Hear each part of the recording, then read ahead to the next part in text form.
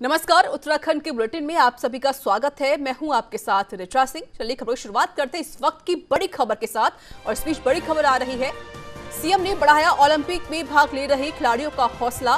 रुद्रपुर में साइकिल चलाकर खिलाड़ियों का हौसला बढ़ाया गया है। कार्यकर्ताओं ने भी साइकिल रैली में सीएम के साथ भाग लिया है। सीएम ने ओलंपिक में जो लोग खिलाड़ी भाग ले रहे हैं उनका हौसला अफजाई किया है। रुद्रपुर में साइकिल चलाकर खिलाड़ियों का हौसला बढ़ाया गया है और कार्यकर्ता भी उनके साथ मौजूद रहे इस साइकिल रैली में।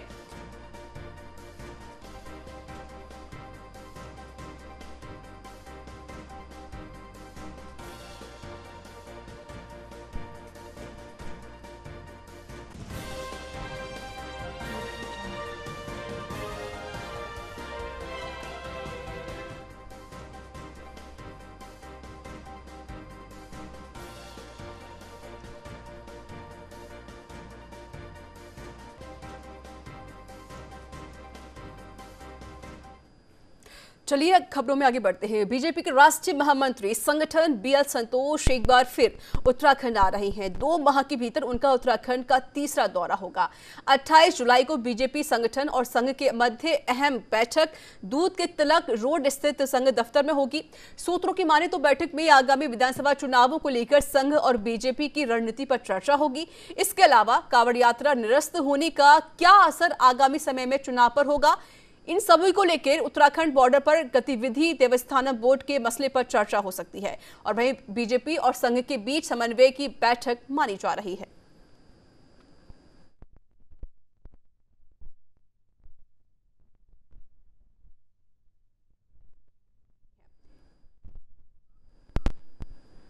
और मेरे साथ जुड़ चुकी है इस पर बातचीत करने के लिए मेरी सहयोगी देहरादून से लाइव जुड़ी हुई है साक्षी साहनी। साक्षी, देखिए जिस तरीके से यहाँ पर बीएल संतोष का दौरा है वो यहाँ देखने को मिल रहा है। 2 माह के अंदर तीसरी बार ये दौरा यहाँ देखने को मिलेगा। फिलहाल दौरा कितना महत्वपूर्ण हो सकता है चुनावों को देखते हुए, और इस दौरे में कितने कुछ महत्वपूर्ण जो बिंदु हैं, जो मुद्दे हैं, उनको लेकर बातचीत हो सकती है?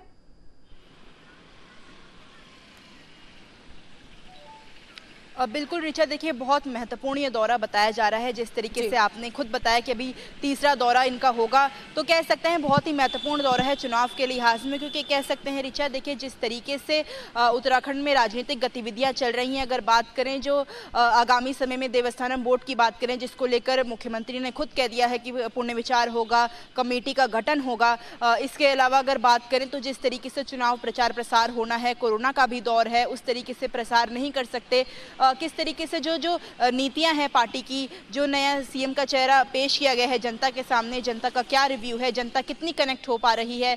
इसके अलावा जो बैठकें मुख्यमंत्री ले रहे हैं उसका निष्कर्ष जो निकल रहा है वो अधिकारियों पे किस तरीके से पड़ रहा है, उसको लेकर जो ये बैठक है। और इसके अलावा ये भी बताया जा रहा है कि इस दौरे में चुनाव को लेकर जो है बहुत महत्वपूर्ण चर्चाएं हो सकती हैं कि अब प्रचार प्रसार किस तरीके से करना है। जो राष्ट्रीय अध्यक्ष हैं पार्टी के जेपी नड्डा, उन्हें कब आना है, कौन से जिले में किस किस तारीख को क्या क्या दौरे होने हैं, इस पर भी कहीं ना कहीं विचार हो सकता है ऋचा। और साथ में जिस हिसाब से ऋचा देख सकते हैं कम समय है, चुनौतियां ज्यादा हैं, तो उसको लेकर भी कहीं ना कहीं विचार विमर्श हो सकता है। कह सकते हैं एक निचोड़ अगर इस दौरे का निकाले तो बहुत महत्वपूर्ण ये दौरा रहेगा भाजपा के लिए। और वहीं अगर बात करें तो संगठन को मजबूती देने के लिए भी ये बहुत ही महत्वपूर्ण दौरा बताया जा रहा है। जी बिल्कुल सही कहा साक्षी। देखिए चुनाव नजदीक है, सिर्फ 6 महीने बाकी रह गए हैं विधानसभा चुनाव के लिए, और सरकार पूरी कोशिश कर रही है, चाहे बीजेपी हो या अदर पार्टी क्यों ना हो, उनकी पूरी कोशिश है कि हम किस तरीके से चुनाव को लड़े, क्या कुछ स्ट्रैटेजी बनाई जाए। कहा यह भी जा रहा है साक्षी, देखिए ये जो बीजेपी के जो महामंत्री हैं बीएल संतोष, वो तो आ ही रहे उत्तराखंड में, साथ ही साथ जो संघ है उसको लेकर बातचीत की जाएगी। और क्या हम ये कह सकते हैं कि बीजेपी और संघ मिलकर कोई ना कोई स्ट्रैटेजी बना सकती है और किस तरीके से पार्टी को मजबूत करना है, क्या कुछ और काम करने हैं, जो योजनाएं रह गई उनको कैसे लागू करना है, इसको लेकर भी बातचीत हो सकती है?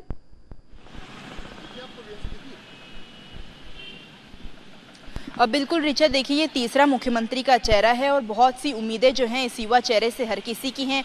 पार्टी की उम्मीदें तो हैं ही, लेकिन जो काम उत्तराखंड में रह गए हैं, मैनिफेस्टो में जो चीज़ें रह गई हैं उसको लेकर भी आगे विचार होना है। और साथ में ये भी देखना है कि कितना काम जो है अभी तक हो चुका है, कितना काम बाकी है, उस पर भी कहीं ना कहीं विचार विमर्श होना है। और साथ में जिस हिसाब से आपने संत की बात करी तो उसके साथ मिलकर कैसे समन्वय बनाना है, किस तरीके से पार्टी में कोई कन्फ्लिक्ट ना आए, क्योंकि चुनावी दौर में देखने को मिलता है बहुत सारे जो लीडर हैं वो बागी भी हो जाते हैं। तो ऐसी कोई सिचुएशन जो है पार्टी के सामने ना आए, उसको लेकर भी कहीं ना कहीं ये दौरा है। और इसके अलावा अगर बात करें ऋचा, जिस हिसाब से देखिए तीसरे मुख्यमंत्री आए हैं और बहुत सारी चुनौतियां हैं। बात करें तो जो त्रिवेंद्र सिंह रावत जी थे, उनके समय जो काम रह गए, तीरथ सिंह रावत जी के समय जो वादे रह गए, उन पर भी कहीं ना कहीं काम करना है। और अब जिस तरीके से ताबड़तोड़ बैठकें जो है मुख्यमंत्री ले रहे हैं, देखा जा सकता है नौकरशाही पे लगाम कस रहे हैं, उसको लेकर भी कहीं ना कहीं अब क्या रिव्यू पॉइंट है और आगे जाकर किस तरीके से जनता से सीधा संवाद बना सकते हैं, जनता को कैसे पूरा फोकस करके कनेक्ट कर सकते हैं ताकि आगामी चुनाव में कहीं ना कहीं भाजपा की ताजपोशी हो। तो कह सकते हैं कि ये जो उनका दौर रहेगा ओवरऑल देखा जाए तो चुनावी पर्सपेक्टिव में बहुत इंपॉर्टेंट रहेगा। और वहीं अगर बात करें जिस लिहाज में अगर संगठन की भी बीच बीच में अटकलें उठती हैं कि बहुत सारे लोग जो हैं वो नाराज चल रहे हैं, बहुत सारे लोग हैं जो जिनको कोई बड़े पद से नहीं नवाजा गया, तो उसकी वजह से कहीं ना कहीं कोई बड़े लीडर्स जो हैं दूसरी पार्टी में जाने की बातें, ये जो तमाम अटकलें लगती हैं, इसको लेकर भी कहीं ना कहीं अब पार्टी में संगठन को खंगाला जाएगा और बूथ स्तर तक जो है पार्टी को मजबूती दी जाएगी ताकि अगर देखा जाए जिस हिसाब से अब चुनाव नजदीक हैं तो कोई भी लूप होल जो है पार्टी के सामने ना रहे। जी बिल्कुल, देखिए साक्षी, कहा जा रहा है कि 28 से 29 जुलाई को कहीं ना कहीं जो बीएल संतोष है उनका दौरा देखा जाएगा उत्तराखंड का। फिलहाल क्या कुछ तैयारी की जा रही है और क्या कुछ महत्वपूर्ण कार्यक्रम है, कोई जानकारी आपके पास?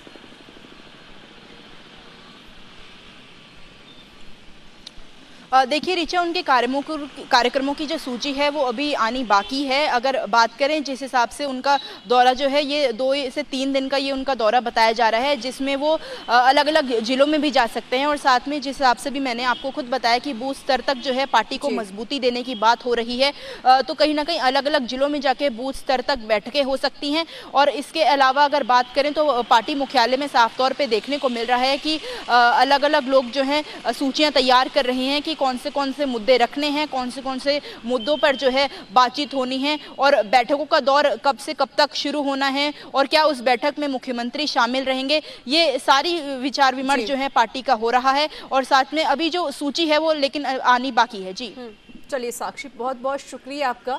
नजर बनाए रखिए, अपडेट आपसे लेते रहेंगे। तो चलिए बात कर लेते हैं कोविड को लेकर। जी हाँ, कोविड की तीसरी लहर को देखते हुए प्रदेश सरकार कांवड़ यात्रा स्थगित कर रख चुकी है और जिले में कांवड़ियों का प्रवेश ना हो, इसको लेकर पुलिस ने पूरी तैयारी कर ली है। शनिवार शाम से जिले के सभी बॉर्डर्स पर पुलिस फोर्स तैनात कर दिया जाएगा और कोरोना संक्रमण को देखते हुए प्रदेश सरकार ने कांवड़ यात्रा को प्रतिबंधित कर दिया है। हरिद्वार में आने वाले लोगों को RT-PCR नेगेटिव रिपोर्ट दिखाना अनिवार्य होगा।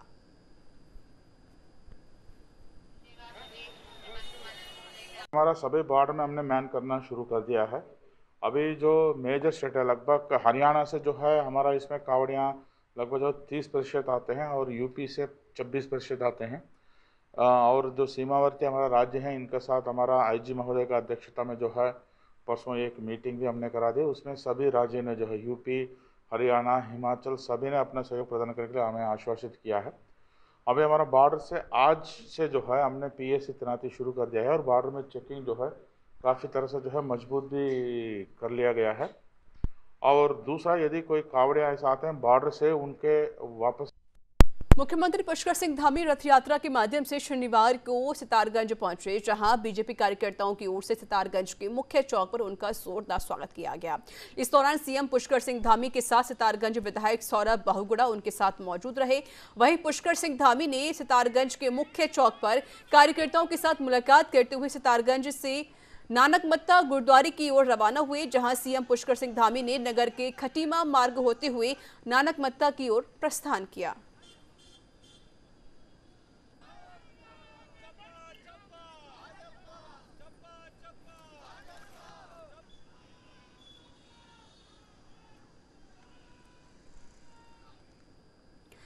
तो पौड़ी के कंडोलिया मैदान को नगरपालिका के हैंडओवर किए जाने के बाद से उसकी स्थिति बद से बदतर दिखाई दे रही है। यही नहीं, और ये हम नहीं कह रहे बल्कि ये इस मैदान की तस्वीरें बयां कर रही हैं। आपको बता दें कि पिछले साल कोविड के कारण इस मैदान पर प्रवासियों को लाने के लिए मैदान के मुख्य गेट को तोड़ दिया गया था, जिससे प्रवासियों के वाहन इस मैदान के अंदर आ सके। लेकिन उसके बाद इस टूटे हुए गेट को छोड़ दिया गया, जिससे इस मैदान की हालत दिन प्रतिदिन बद से बदतर होती गई। वहीं खेल प्रेमियों द्वारा अब इसका विरोध भी किया जा रहा है और वहीं खेल प्रेमी मुकेश नेगी का कहना है कि आज से पहले इस मैदान का इससे बुरा हाल उन्होंने कभी नहीं देखा था। जिस मैदान से पौड़ी के युवाओं ने खेलकर अपने भविष्य को संवारने की तैयारी करनी थी, उसी मैदान के हालात आज बद से बदतर हो गए हैं। खेल प्रेमी मुकेश नेगी का यह भी कहना है कि आज से पहले इस मैदान का इससे बुरा हाल उन्होंने कभी देखा भी नहीं था और जिस मैदान से पौड़ी के युवाओं को खेलकर अपने भविष्य को संवारने की तैयारी करनी थी, उसी मैदान के हालात आज बेकार हो गए हैं। कंडोलिया मैदान में जो स्थिति आज है वो पहले कभी नहीं थी, क्योंकि मैं भी वहाँ बचपन से फुटबॉल खेला करता था, तब भी उसकी स्थिति ऐसी नहीं थी। लेकिन अब जब से नगर पालिका का हैंडओवर हो गया है तो नगर पालिका भी उसको कोई संज्ञान नहीं ले रही, जबकि कोविड के चक्कर में मैदान का मुख्य गेट भी टूटा हुआ है। कीचड़ देखो, दूर दूर तक तो सर कीचड़ है और यहाँ दूर दूर तक गोबर है, गाय सर पूरे अंदर तक घुसी हुई है और यहाँ पे पीछे सुअर है आपके, तो इसीलिए तो ये गेट लोगों ने तोड़ रहा है। कार आ रही है अंदर, कुछ आ रहा है, सब आ रहा, अंदर आता है सर सब, और ये कार बाइक सब लोग यहीं सीखते हैं सर, साइकिल चलाने तक यहाँ थे। तो इसी सर ना अब हमारे 26 से या 27 से यहाँ डिस्ट्रिक्ट के ट्रायल्स होने सर, हमें प्रैक्टिस करनी है। कंडोलिया मैदान की जो डीपीआर है वो 13 करोड़ की तैयार हो चुकी है और माननीय अध्यक्ष जी ने उसको जो है अभी पिछले महीने माननीय शहरी विकास मंत्री जी की अध्यक्षता में एक सभी पालिका अध्यक्षों की एक बैठक हुई थी। उसमें माननीय अध्यक्ष जी ने वहाँ भी डीपीआर टीएस के लिए शासन को प्रेषित की गई है। उसमें कुछ क्वेरी लगी थी, अभी उसका निस्तारण करके हमने उसको पुनः भेज दिया है शासन को। विधानसभा चौबट्टा-खाल क्षेत्र भ्रमण के दौरान पर्यटन मंत्री और चौबट्टा-खाल विधायक सतपाल महाराज ने विकासखंड एकेश्वर की कई योजनाओं का शिलान्यास लोकार्पण किया है। विधानसभा भ्रमण के दौरान विकासखंड एकेश्वर के पाटीसैंड में 2 मोटर मार्ग खुलेऊ, पीपलो, कुमराड़ी, सालकोट मोटर मार्ग व पाटीसैंड पशवाड़ मोटर मार्ग के डामरीकरण का शिलान्यास किया गया। और वहीं आयोजित कार्यक्रम में एकेश्वर विकासखंड के अंतर्गत स्थित आंगनबाड़ी केंद्रों में अध्ययनरत बच्चों को बैठने के लिए विधायक निधि से क्रय किए गए फर्नीचर वितरित किए गए और गर्भवती महिलाओं को मुख्यमंत्री महालक्ष्मी किट वितरित किए गए। माननीय मंत्री जी के द्वारा कल से जो है पीडब्ल्यूडी के, सिंचाई के और कई जो है अन्य विभागों के जो काम उनके द्वारा यहाँ कराए गए थे क्षेत्र में, उनका लोकार्पण किया जा रहा है। और साथ ही साथ जो हमारे को राज्य सेक्टर से विकास भवन खंड विकास कार्यालय के लिए जो है 3,37,39,000 रुपये स्वीकृत किए गए, उसका भी आज उनके द्वारा शिलान्यास किया गया है। यहाँ पर मैं समझता हूँ कि कोई भी विकास कामों में कमी नहीं आएगी। आज हमने जो यहाँ पर शिलान्यास किया है, लोकार्पण किया है, मैं समझता हूँ कि इससे तेज़ी से विकास के कार्य होंगे और मैंने आदेश दे दिया है कि लोगों का जो मुआवजा है उसका शीघ्र भुगतान किया जाए।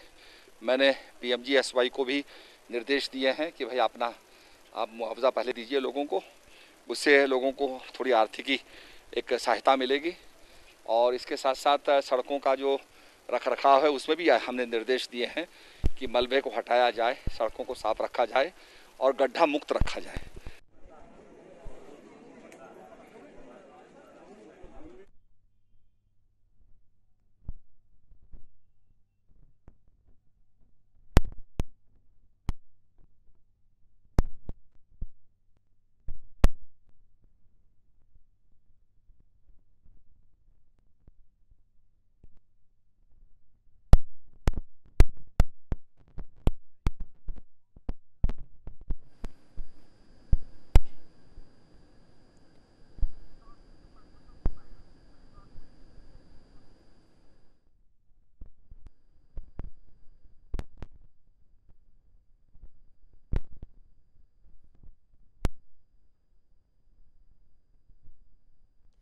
तो आपको बता दें, पर्यटन मंत्री सतपाल महाराज ने योजना शिलान्यास किया, गर्भवती महिलाओं को महालक्ष्मी किट वितरित किए गए। और आपको बता दें, पौड़ी में जिस तरीके से बच्चों के लिए भी यहाँ पर सुविधाएं की गई और किस तरीके से यहाँ पर बच्चों का पालन पोषण करना है, इसको लेकर भी विधायक निधि से फर्नीचर वितरित किए गए स्कूलों के लिए। तो कोविड की तीसरी लहर को देखते हुए प्रदेश सरकार कांवड़ यात्रा स्थगित कर चुकी है और जिले में कांवड़ियों का प्रवेश ना हो, इसके लिए पुलिस ने अपनी तैयारियां भी पूरी कर ली हैं। शनिवार शाम से जिले के सभी बॉर्डर्स पर पुलिस फोर्स तैनात कर दिया गया। कोरोना संक्रमण को देखते हुए प्रदेश सरकार ने कांवड़ यात्रा को प्रतिबंधित कर दिया है। हरिद्वार में आने वाले लोगों को RT-PCR की नेगेटिव रिपोर्ट दिखाना अनिवार्य है। मेरे साथ जुड़ चुके हैं मेरे सहयोगी रुपेश वालिया। रुपेश, देखिए, कोविड की वजह से जो कांवड़ यात्रा थी उसको स्थगित फिलहाल कर दिया गया है, लेकिन अभी जो कुछ श्रद्धालु हैं वो हरिद्वार भी पहुंच रहे हैं। लेकिन जिस तरीके से गाइडलाइंस जारी की, जिसमें कहा गया है कि सबको RT-PCR के नेगेटिव रिपोर्ट दिखाना अनिवार्य होगा, फिलहाल पुलिस कितनी तैनात है, क्या कुछ तैयारियां हो रही है पुलिस की तरफ से? देखिए ऋचा, यहाँ पर आज गुरु पूर्णिमा का पर्व है और कल से विधि विधान के साथ श्रावण मास की यहाँ पर शुरुआत हो जाएगी। तो श्रावण मास में चूंकि कांवड़ यात्रा का जो कांवड़ यात्रा है वो लगातार दूसरे साल प्रदेश सरकार द्वारा स्थगित की गई है। कांवड़ियों को समझाने के लिए रेलवे प्रशासन, पुलिस प्रशासन और साथ ही जिला प्रशासन के जो अधिकारी हैं वो आसपास के जो क्षेत्र है वहाँ पर जाकर कांवड़ियों को जागरूक कर रहे हैं कि वो हरिद्वार ना आए, क्योंकि हरिद्वार आने पर जहां उनसे जो RT-PCR की नेगेटिव रिपोर्ट है वो मांगी जाएगी। साथ ही साथ यदि कोई कांवड़िया हरिद्वार में प्रवेश करता है कांवड़ उठाने के लिए तो 14 दिन क्वारंटीन का भी नियम रखा गया है। और साथ ही साथ जो कांवड़िया यदि हरिद्वार में प्रवेश करेगा तो उनके खिलाफ मुकदमा भी दर्ज किया जाएगा। ऐसी अपील भी जो DGP हैं प्रदेश के अशोक कुमार जी, उनके द्वारा की गई है यहाँ पर। तो फिलहाल यही जो तैयारियां हैं यहाँ पर, यही तैयारियां हैं। कल से चूंकि श्रावण मास की विधि विधान के साथ शुरुआत हो जाएगी तो जो जिले के कप्तान है SSP हैं सेंथिल अबुदई, उनका कहना यह है कि हजारों की संख्या में जो पुलिस बल है उसकी तैनाती बॉर्डर पर की जाएगी ताकि किसी भी प्रकार की कोई समस्या न हो और कांवड़िए जो हरिद्वार गंगाजल लेने के लिए आते हैं वो हरिद्वार गंगाजल लेने के लिए कांवड़िए ना पहुंच पाए। जी चलिए रुपेश वाले, बहुत बहुत शुक्रिया आपका अधिक जानकारी देने के लिए।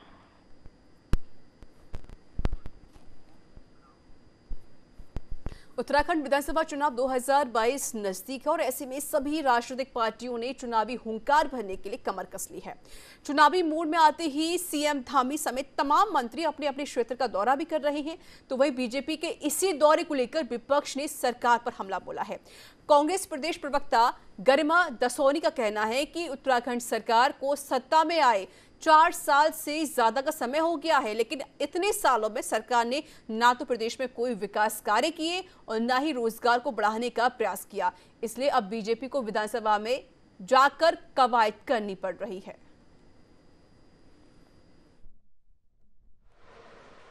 भाजपा को ये सब करने की ज़रूरत इसलिए है क्योंकि 4.5 साल तक आपने जनता के लिए कुछ नहीं किया। यदि आपने विकास किया होता, यदि आपने कोई कार्य किया होता, युवाओं को रोजगार दिया होता, महिलाओं को सुरक्षा दी होती, किसानों की आय दुगनी की होती, व्यापारियों को आपने सुरक्षा दी होती, तो कहीं ना कहीं आपको ये कवायद करने की ज़रूरत नहीं पड़ती।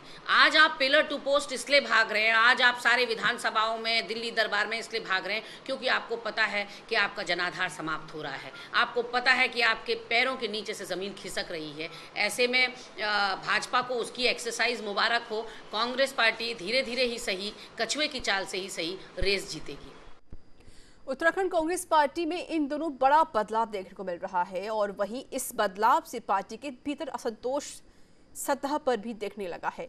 कई नेताओं की रूठने की खबरें भी सामने आ रही है, तो कहीं कांग्रेस प्रदेश प्रवक्ता गरिमा दसोनी का कहना है कि कांग्रेस पार्टी सब्र का फल जरूर देती है।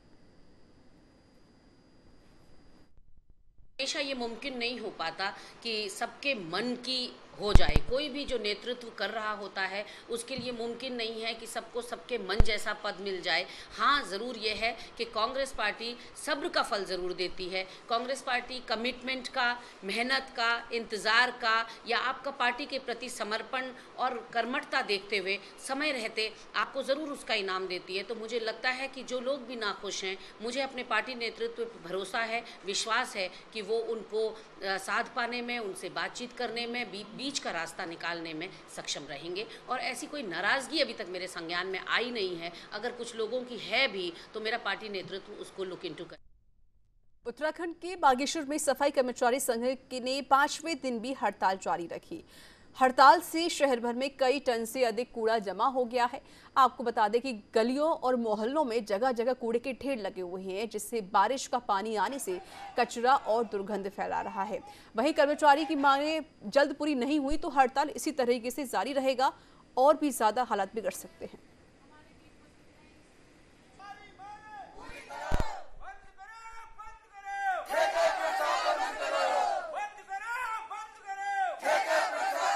नगर को स्वच्छ जो हमारे भाई लोग करते हैं वो अगर हड़ताल में होंगे तो निश्चित तौर पे पूरे शहर में कूड़ा रहेगा और जिसका जो है परिणाम हम देख भी रहे हैं, पूरे शहर में कूड़ा हो रहा है। लेकिन एक चीज़ ये है कि ये लोग जो है, मैं पहले भी कहता हूँ कि ये लोग कभी मांग नहीं उठाते हैं और जब इन पर ज़्यादा ही विपत्ति आती है तभी ये लोग बोलते हैं। तो मैं सरकार से यही कहना चाहूँगा कि जल्द से जल्द इन भाइयों के जो भी मांगे हैं आप पूरी करने की कोशिश करें। आज हमारा चौथा दिन है मैम और हमारी प्रथम मांग है ठेका प्रथा खत्म की जाए। जो सरकार ने हमारा एक ऊपर ये कलम थोप रखा है, हम चाहते हैं इसे जड़ से ही खत्म किया जाए और हमारे जितने भी ठेका प्रति कर्मचारी हैं, संविदा कर्मचारी हैं या दैनिक वेतन कर्मचारी हैं, उनको तुरंत नियमित। प्रदेश भर में सफाई कर्मचारियों की हड़ताल का शनिवार को छठा दिन है और वहीं 6 दिन बीतने के बाद भी कोई हल नहीं निकला है, जिससे अल्मोड़ा नगर के हर मोहल्ले में कूड़े का ढेर बना हुआ है। आपको बता दें कि ठेकेदारी प्रथा के खिलाफ सफाई कर्मचारियों ने मोर्चा खोल रखा है, जिससे नगर में सफाई ठप पड़ी हुई है। इस मामले में नगरपालिका अध्यक्ष ने कहा कि सफाई कर्मचारियों की मांगों को सरकार द्वारा जल्द मान लेना चाहिए। उन्होंने कहा कि नगर में कूड़े के ढेर लग चुके हैं, जिससे नगरवासियों को बहुत बड़ी परेशानी से गुजरना पड़ रहा है। पिछले 5 दिन से हमारे सफाई कर्मचारी अपनी प्रदेश स्तरीय मांगों के संदर्भ को लेकर के कार्य बहिष्कार पर हैं। तो मैं आज बात कर रहा था अपने सफाई कर्मचारी संगठन से कि जनता की समस्याएं बढ़ती जा रही हैं, जनता को भारी परेशानी का सामना करना पड़ रहा है। कूड़े के जगह जगह ढेर लग गए हैं और उससे निजात पाना बहुत ज़रूरी है। कर्मचारियों की मांगें हैं और हमें भी उनके प्रति पूरी सहानुभूति है। जो हमारे 11 सूत्री कार्यक्रम हमने जो सरकार को ज्ञापन दिया था उसमें प्रदेश स्तर पर वार्ता चल रही है।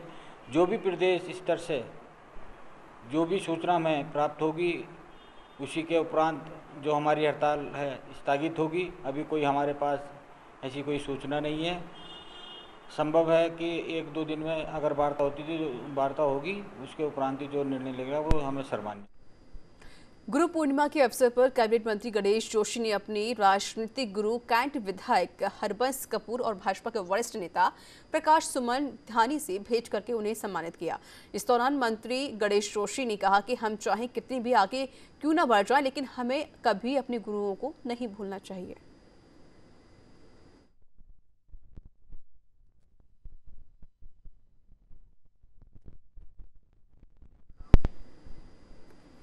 तो इसी के साथ उत्तराखंड के बुलेटिन में इतना ही। देश दुनिया की तमाम खबरों को देखते रहिए न्यूज़ इंडिया। नमस्कार।